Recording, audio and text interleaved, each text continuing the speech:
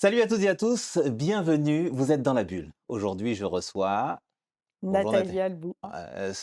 Spoiler alert, bienvenue, vous êtes dans la bulle.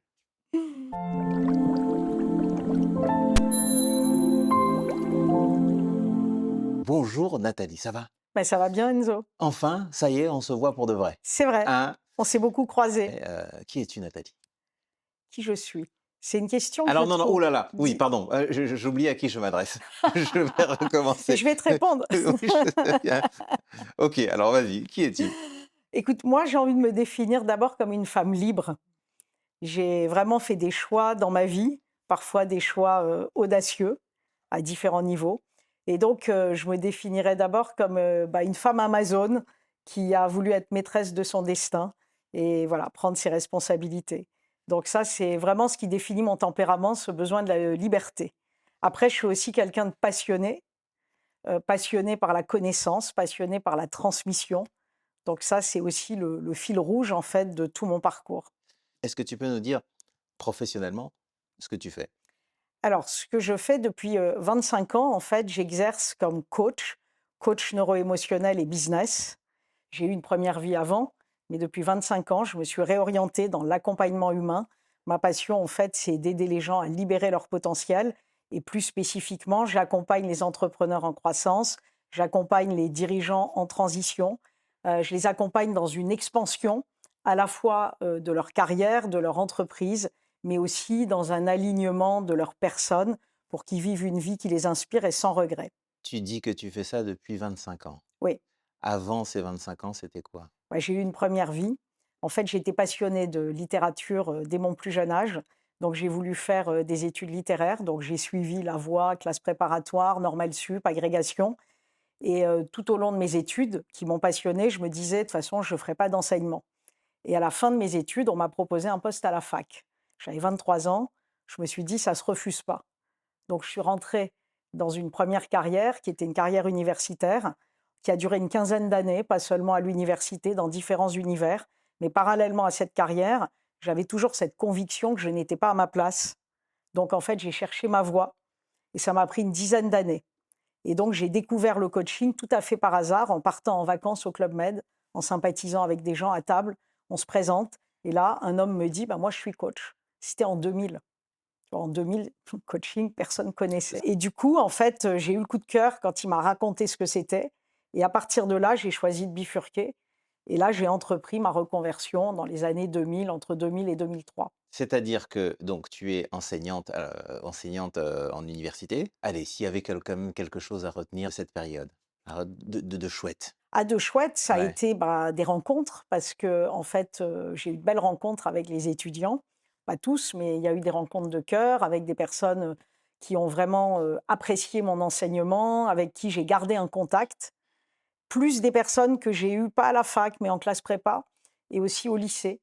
Il y a 2 étudiantes avec qui je suis toujours en contact et une notamment, qui a, été quelqu'un, pour qui, en fait, notre rencontre a énormément compté dans sa construction intellectuelle et si je devais garder qu'une chose, je garderais cette rencontre-là. Dans ta littérature, s'il y avait un livre qui te parle, Alors les livres qui m'ont marqué, il y en a quelques-uns. Il y a La recherche du temps perdu de Proust. C'est pas forcément un livre qui est accessible du premier coup, pour quelqu'un qui est pas lecteur. même du deuxième coup, hein. Pardon, mais Mais en tous les cas, ça a été une rencontre, littéraire importante. Aussi les livres de Nabokov, les romans de Nabokov. ouais. En fait, j'ai fait mon DEA sur Proust et Nabokov, pas toute l'œuvre, hein, mais il y a 2 romans de Nabokov qui sont vraiment exceptionnels. Un évidemment qui est réputé être sulfureux, mais qui d'un point de vue littéraire est exceptionnel, c'est Lolita. Et Ouais. il y en a un deuxième qui est beaucoup moins connu, qui s'appelle Ada ou l'ardeur, et c'est l'histoire d'une famille.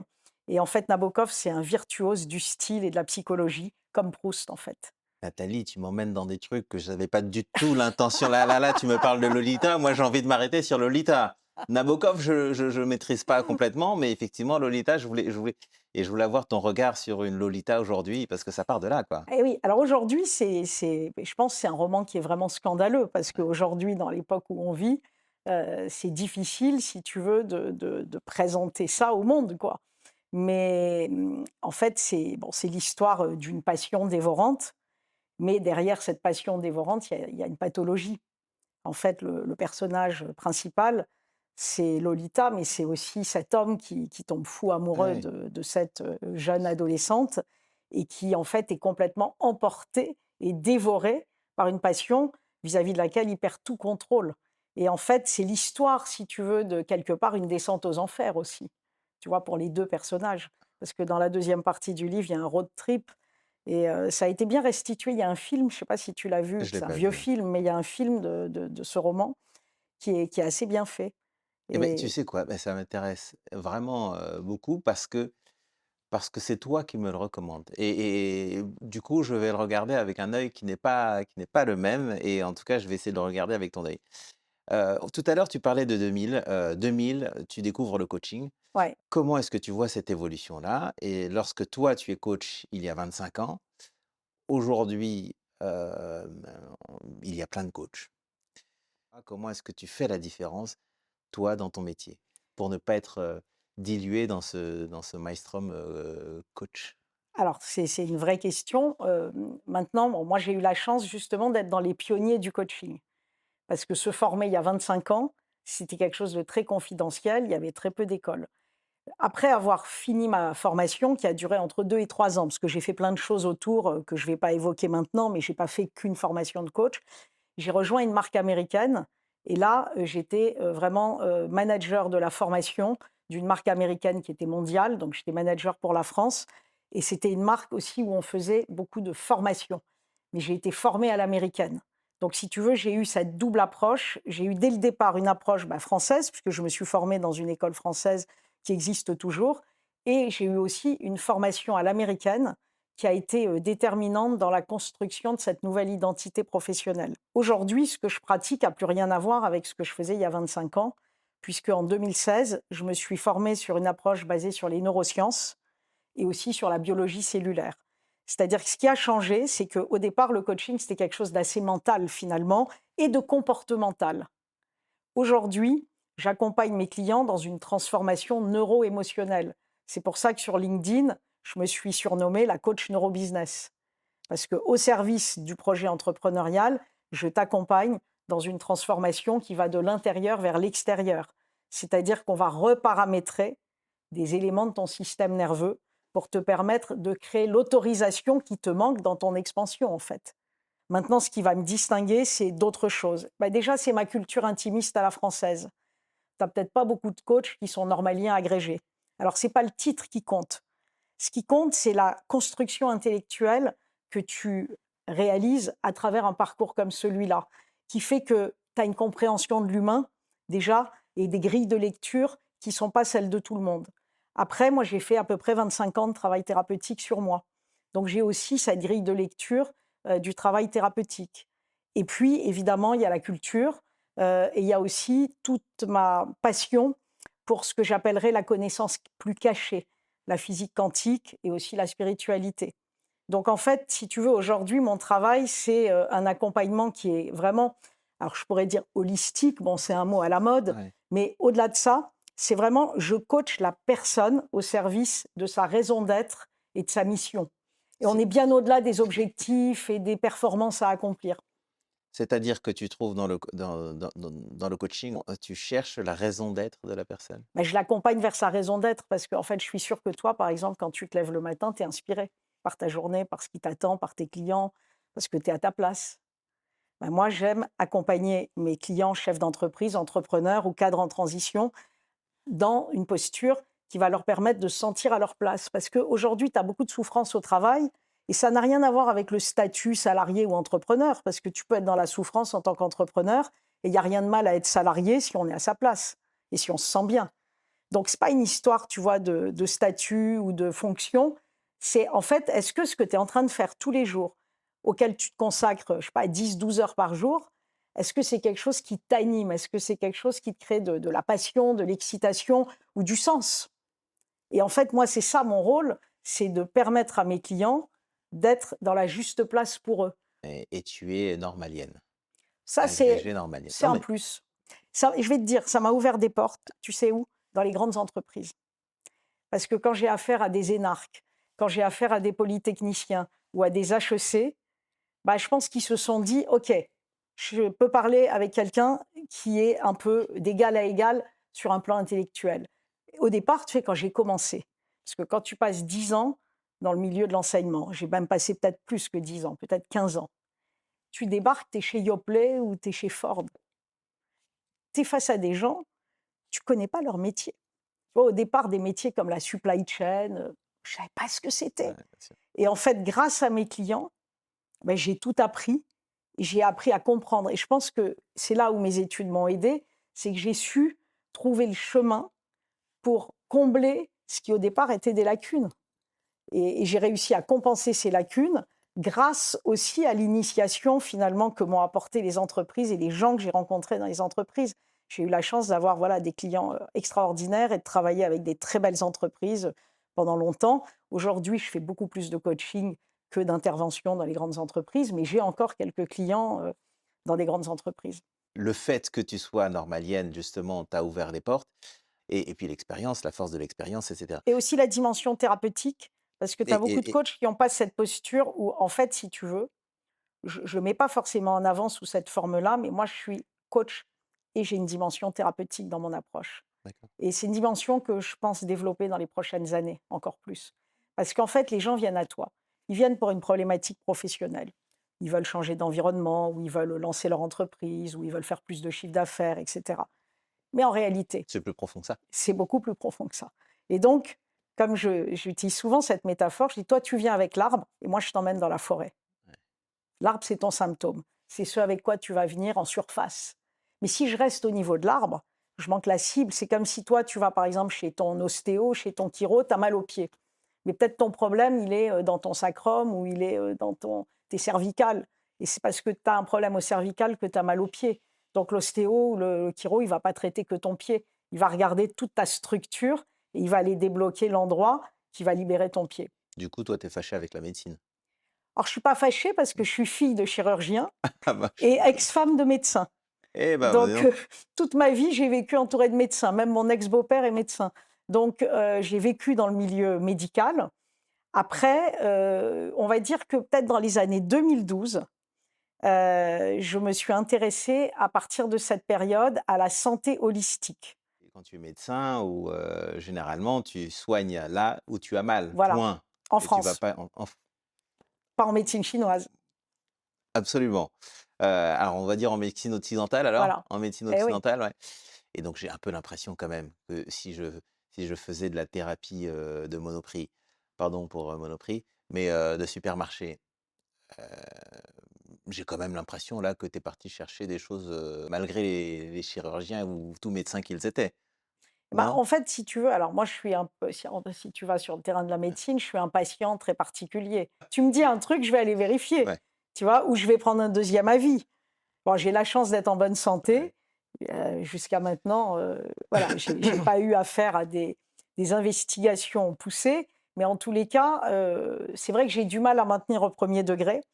Et ce que je trouve parfois difficile, c'est la posture d'autorité que peuvent avoir, pas tous les médecins, mais certains médecins. Voilà. Et je trouve que cette posture, c'est un peu une façon de considérer le patient avec condescendance. Et donc ça, c'est quelque chose que j'essaye de déjouer. En tous les cas, c'est une posture que moi, j'ai pas. Tu peux être PDG d'une multinationale ou tu peux être plongeur dans une cuisine. Je vais te parler avec le même respect et ça, c'est quelque chose aussi, tu vois, qui a fait mes forces. Ma première mission, quand je me suis reconvertie, j'avais dégoté, parce qu'à l'époque, je n'avais pas encore démissionné de l'éducation nationale, j'avais dégoté une mission en sous-traitance pour une société qui cherchait des sous-traitants. Il fallait bien que je me lance. Et donc, cette mission, il s'agissait de former des caissières à Intermarché à propos d'une carte de fidélité. Donc, je suis partie dans l'est de la France, dans une région qui n'est pas si loin de Paris, mais tu as l'impression que tu es dans un autre monde, c'est en Champagne-Ardenne. Je ne sais pas si tu connais.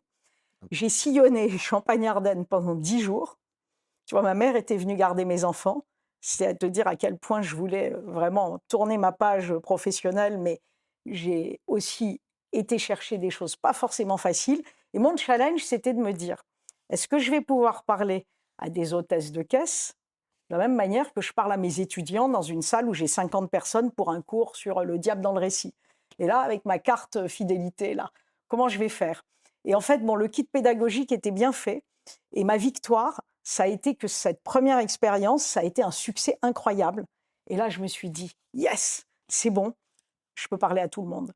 Et tu vois, c'était ma première sortie, si tu veux, d'un Ouais, ouais. microcosme, voilà, qui est ce qu'il est, hein, mais où malgré tout, quand tu parles un peu entre initiés, voilà. Et donc ça, c'est une force, la force du langage. Tu peux passer par tous les registres, tu peux t'adapter à tous les univers. Je peux te parler à un polytechnicien, mais je te dis, j'ai animé une formation pour HSBC. C'était les gens de la cuisine, du restaurant d'entreprise. J'ai adoré cette formation. Les gens, ils m'ont fait la bise à la fin. Et tu vois, j'étais tellement fière d'avoir connecté avec ces personnes dans finalement un programme qui avait du sens, mais où il fallait que je puisse créer cette connexion et cette proximité. Et ça, je pense que ça me distingue de pas mal de gens, que je peux créer cette connexion, quel que soit ton costume, en fait. Tu as un mot comme ça pour un mot pour qualifier ton job? Ah, mon job, moi, c'est une passion, en fait, c'est pas un job. C'est OK, ma vie, en fait. En fait, je comprends pas, pour moi, hein, ça ouais. s'applique pas du tout pour moi, la notion vie pro, vie perso. Tu vois, hier, par exemple, j'ai commencé à 9 heures, j'ai fini à 21 heures et j'étais dans une forme olympique. Je n'étais pas fatiguée. Parce que quand tu fais ce qui fait que tu es à ta place et que tu es avec les personnes, tu es avec tes clients de cœur, allez, à 95 je n'ai que mes clients de cœur aujourd'hui. Donc, en fait, c'est une passion parce que c'est là où je trouve le plus de sens. Après, évidemment, j'adore ma famille, j'ai des enfants, j'ai des petits-enfants, c'est très important pour moi, mais je crois qu'un être humain a besoin de s'accomplir pour lui-même aussi. J'ai jamais pensé que je pourrais m'accomplir uniquement à travers la maternité ou uniquement à travers la famille. C'est très important pour moi, c'est un pilier, mais l'endroit où je m'accomplis le plus, c'est dans mon parcours et dans mes rencontres professionnelles. Quelle est ta Madeleine? Mmh. Alors je suis pas très nostalgique, Ouais. je suis plutôt quelqu'un qui regarde le futur que le passé. Ma Madeleine, je dirais c'était peut-être les moments qu'on passait en famille avec mes grands-parents des 2 côtés, paternels, maternels. J'ai beaucoup vécu avec mes grands-parents. Mes parents ont divorcé quand j'avais 6 ans et je pense qu'ils étaient un peu perdus dans leur vie et j'ai trouvé vraiment un point d'appui, chez mes grands-parents de part et d'autre et donc tu vas me faire pleurer si je vais là-dessus, C'est mais mes grands-parents, ça a été, un vrai, socle. mais pour le coup, tu as répondu à une question et je te posais une autre question. Mmh. Intéressant. Heu, Quelle est ta Madeleine professionnelle? Ah, professionnel, je sais pas si c'est une madeleine, mais quelque chose que j'ai vraiment mais kiffé. Donc chez Dell Carnegie, qui est la marque américaine dans laquelle j'ai exercé 5 ans, j'ai eu la chance d'être formée par, des master trainers américains. J'étais master trainer international, c'est-à-dire que j'ai formé pour la France pendant 5 ans une cinquantaine de formateurs coachs. Alors je me suis beaucoup épanouie dans cette mission, j'ai adoré transmettre justement ce que j'avais appris et aussi, on avait un stage qui existe toujours, je pense qu'ils ont changé le format, mais c'est ce qu'on appelle le Dale Carnegie Course, qui est un stage qui s'appelle Leadership et communication. Et c'est un stage de développement personnel. Par rapport à mes connaissances d'aujourd'hui, je dirais qu'il peut être un peu obsolète, mais c'était une expérience que tu vivais pendant 3 mois avec un groupe de 35-40 personnes. Tu les voyais un soir par semaine, de 19 heures à 22h30, et ensuite il y avait un débrief avec l'équipe d'animation qui t'accompagnait. Et j'ai adoré animer ce stage, j'ai adoré l'enseigner à des futurs formateurs et j'ai adoré ces moments où, tu vois, on pique-niquait à 22h30, 23h et on débriefait le stage. Voilà, ça, c'était des moments, là aussi, c'était des moments de rencontre humaine assez exceptionnels. Et comme ce stage se faisait sur 3 mois, ben, 3 mois, tu as le temps de voir des transformations. Donc voilà, De mes voir années chez Dale l'évolution. Carnegie, ça a été Ils game font changer. ils font quoi? Dale Carnegie, Pardon, c'est je une marque de formation ouais. avec une approche américaine qui est beaucoup basée alors, sur le comportemental. Donc aujourd'hui, je te dis, c'est un petit peu obsolète parce qu'avec les neurosciences, on va beaucoup plus loin. Mais c'est basé sur le comportemental, la transformation des comportements et aussi sur ce qu'on pourrait appeler, si tu veux, du feedback positif. C'est-à-dire qu'on va t'aider à ouvrir ta zone finalement de confort et ta zone de génie en te donnant confiance en toi. Donc, c'est une marque au départ qui était spécialisée dans la prise de parole, spécialisée dans le training vidéo. Tu vois, j'ai été coach aussi en training vidéo, coach en prise de parole, coach en communication, coach en management. Voilà, ça allait un petit peu sur les grands piliers, si tu veux, de ce qu'on appelle les soft skills. Et donc, on avait deux angles. On utilisait les stages en inter-entreprise pour des personnes qui pouvaient venir de différents horizons. Et aussi, on faisait de l'intra. L'intra, c'est-à-dire, par exemple, tu fais un stage chez Ford, tu fais un stage chez Médiamétrie. Et donc, pour ça, moi, je faisais aussi la customisation des programmes. En fait, je ne dirais pas que c'est une madeleine, mais quand j'ai commencé ma mission chez Carnegie, j'avais l'impression d'être en vacances tous les jours. Et là, j'ai compris, si tu veux, voilà, quand tu es à ta place, tu vis plus les choses avec la même énergie. Quand tu es prof, tu as besoin de vacances toutes les 7 semaines. Parce que c'est épuisant d'être prof. Mais du coup, tu peux quand même être à ta place. Moi, je ne me sentais pas à ma Ah oui, place. Tu toi, sais, oui, mais ouais, peut-être que... tu peux être à ta place. Ouais. Moi, ce qui fait que je ne me sentais pas à ma place, c'est que j'avais l'impression d'avoir un auditoire qui était là à son corps défendant. Mm. Quand tu es avec des adultes, tu peux avoir des gens quelquefois en formation qui sont récalcitrants parce que c'est leur manager ou leur DRH qui leur a prescrit le stage. Mais comme tu as affaire à un adulte, si tu lui donnes du sens, si tu échanges avec lui, la personne, à un moment donné, elle change de posture. Donc, ce n'est pas toujours facile d'intervenir auprès de managers ou de dirigeants d'entreprise, mais tu as un dialogue qui se fait là aussi d'égal à égal. Alors que quand tu es dans un monde d'enseignement, mais tu es forcément dans une posture Descendante. descendante et tu es censé tenir une posture d'autorité. Et forcément, ça biaise complètement la relation. Ton truc, c'est neurosciences, approche holistique. Là, en deux, trois mots, quelqu'un qui ne comprend absolument rien à tout ça, comment est-ce que tu peux lui expliquer avec des mots simples? Ouais. Là, j'ai 8 ans, comment tu m'expliques ça? En fait, ton corps et ton esprit sont connectés. Avec ton esprit, avec ton mental, tu vas avoir une intention. Par exemple, tu désires réussir un examen, ou tu désires avoir un nouveau job, ou tu désires créer ton entreprise. Mais en fait, il y a une partie de toi, qui est une partie de ton cerveau, qui, elle, est en pilote automatique et qui est programmée de manière binaire. Aller vers le plaisir, éviter la douleur. Donc, s'il y a une contradiction entre ce que tu veux avec ton mental et ce qui se passe dans cette partie de ton cerveau qui est le subconscient, ton corps ne pourra pas engager l'action. Donc, c'est comme un cheval et un cavalier. Si tu as 8 ans, je te prendrai cette métaphore. Donc, si le cheval veut aller à droite et que le cavalier veut aller à gauche, tu as compris que le cheval est plus fort. Le cheval, c'est ton corps connecté à ton subconscient à 95%. Ton subconscient et ton mental sont connectés à 5%. Donc, pour un adulte, par exemple, quelqu'un qui veut gagner plus d'argent, peu importe le montant, si dans sa famille, finalement, on lui a transmis des charges émotionnelles en lien avec l'argent, que cette personne, elle a associé argent égale douleur, soit cette personne n'arrivera pas à gagner plus d'argent, soit chaque fois qu'elle va gagner de l'argent, elle va s'en débarrasser, ça va lui brûler les mains. Il fera des mauvais investissements ou il va le dépenser d'une manière pas raisonnable. Et du coup, il va se débrouiller pour revalider toujours ce que pense son subconscient. Donc moi, mon travail, c'est t'aider à reprogrammer tout ça pour que tu puisses transformer tes croyances, te libérer du caillou dans ta chaussure et que finalement, tu puisses aligner ton mental, ton subconscient et ton corps. C'est-à-dire le cheval et le cavalier vont dans la même direction. C'est ça mon travail, une partie de mon travail. Je crois que c'est la première fois que j'ai une définition aussi claire de la neuroscience. Si tu avais quelque chose à dire à Nathalie qui a 8 ans, on reste dans les 8 ans, qu'est-ce que tu lui dirais? Mais je crois que Nathalie, même à 8 ans, elle se sentait déjà différente de la majorité. Et ce que je lui dirais, c'est OK de ne pas rentrer dans les cases. C'est OK de tracer ton propre chemin. Tu pourras quand même être aimé, même si tu n'es pas comme les autres, tout à fait. Et être plus sensible. Peut-être par moment, voilà, te sentir à part. Ne pas avoir envie de te confondre avec les sujets qui mettent en mouvement la plupart des gens. Voilà. À 8 ans, Nathalie, elle avait déjà des centres d'intérêt assez différents des enfants de son âge. C'est la même ou c'est plus la même?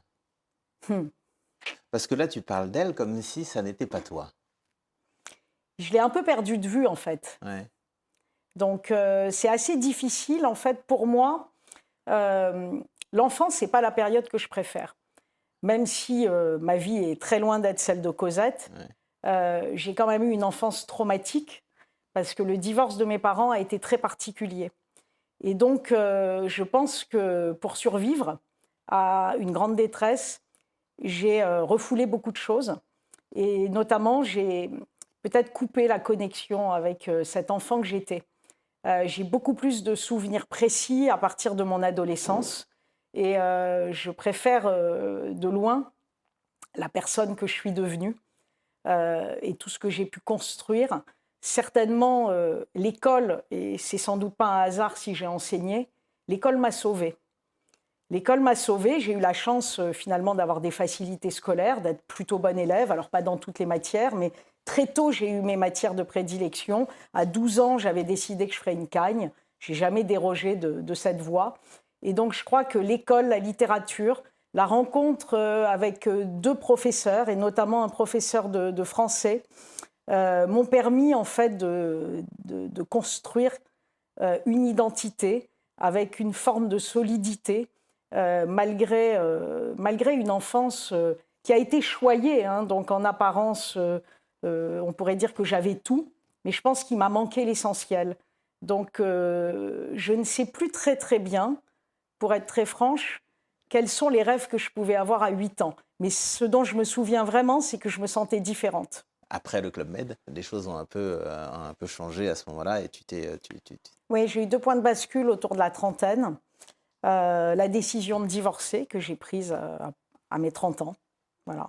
Je me suis mariée jeune, j'ai eu mes enfants, j'ai eu une vie de couple, mais à un moment donné, j'avais l'impression, alors tu vois, à l'époque, je n'avais pas les connaissances que j'ai aujourd'hui, mais j'avais l'impression que si je ne prenais pas la responsabilité de ma vie et si je ne brisais pas finalement ce que j'avais cru construire à un moment donné, j'avais l'impression que j'allais mourir.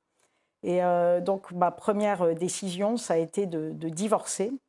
Et dans la foulée de cette décision, j'ai entamé ma reconversion, qui était de toute façon en gestation depuis le départ. Mais j'ai trouvé ma voie, voilà, peut-être à peu mais du coup, près 2-3 ans après. t'as fait vachement tôt Oui, ce que beaucoup font aujourd'hui, ce qui est a priori commun. oui. Toi, tu l'as fait à une époque où c'était pas forcément hyper commun.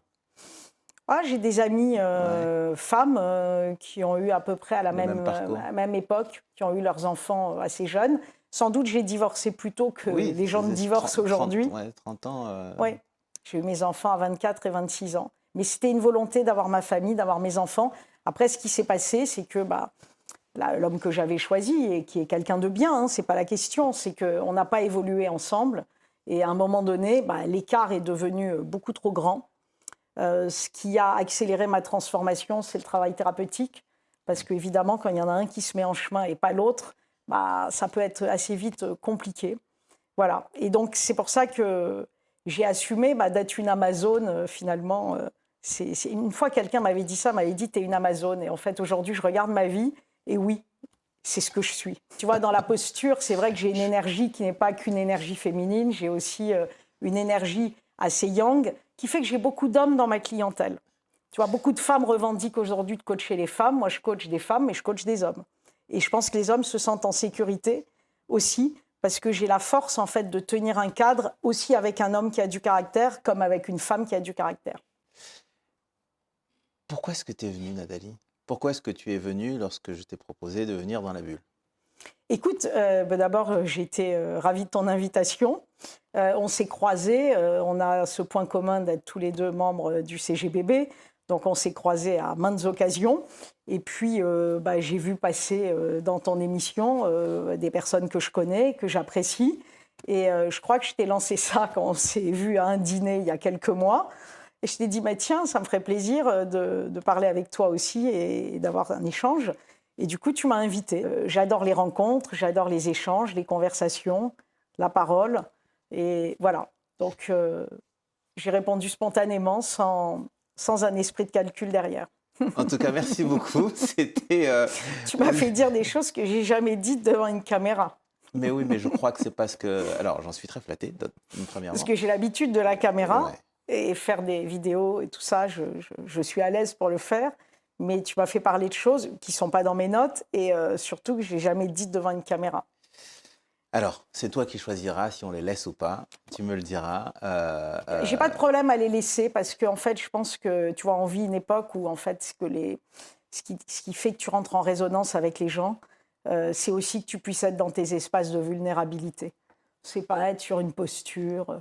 En fait, tu sais, moi, je vends rien. Les gens viennent à moi par différents canaux. Mais en fait, je suis très peu dans une posture commerciale. Je sais vendre. Je sais même le faire très bien. Mais j'observe qu'aujourd'hui, la plupart de mes clients me choisissent, ils viennent, on discute et ils signent. On n'a pas parlé de ça et on termine là-dessus. Tu arrives à vivre bien de ton boulot? Alors mon activité, alors j'ai créé donc ma société en 2007 et j'ai eu un démarrage assez fulgurant puisque je faisais beaucoup de prestations en entreprise. Donc j'ai développé très rapidement un chiffre d'affaires plus qu'honorable en restant en format solopreneur et en ayant des partenaires. À un moment, j'avais une douzaine de consultants qui travaillaient avec moi. Depuis 2017-2018, j'ai commencé à limiter plus mes formations et à développer l'activité de coaching. Pendant 2 ans, j'ai fait une incursion dans le digital pendant la période du Covid, 2020-2022.